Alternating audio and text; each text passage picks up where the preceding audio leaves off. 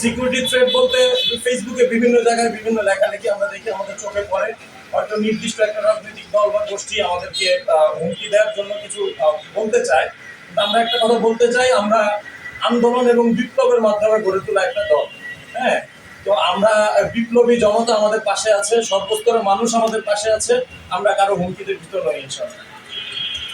আমাদের জাতীয় নাগরিক পার্টির কেন্দ্রীয় নেতৃবৃন্দের আগমন, আমাদের যে জুলাই পদযাত্রা, সেই জুলাই পদযাত্রার অংশ হিসেবে আমাদের মুক্তিযুদ্ধ স্মৃতিস্তম্ভ রাজবাড়িতে বিকাল ৩টায় তারা সকলে আসতেছে। জুলাই যোদ্ধারা, আমরা আপনাদের সর্বোচ্চ সমর্থন এবং আপনাদেরকে পাশে সহযোগিতা চাই।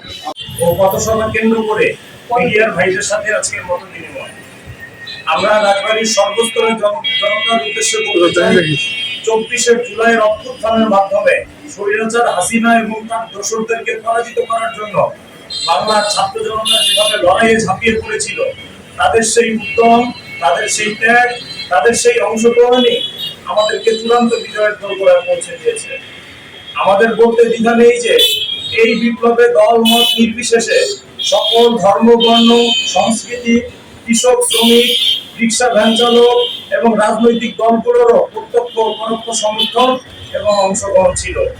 পুরো দেশ জুড়ে যেই আন্দোলন হয়েছিল, সেই আন্দোলনের দুর্বার দেয়ার গড়ে তুলেছিল আমাদের রাজবাড়ির সাহসী জুলাই যোদ্ধারা।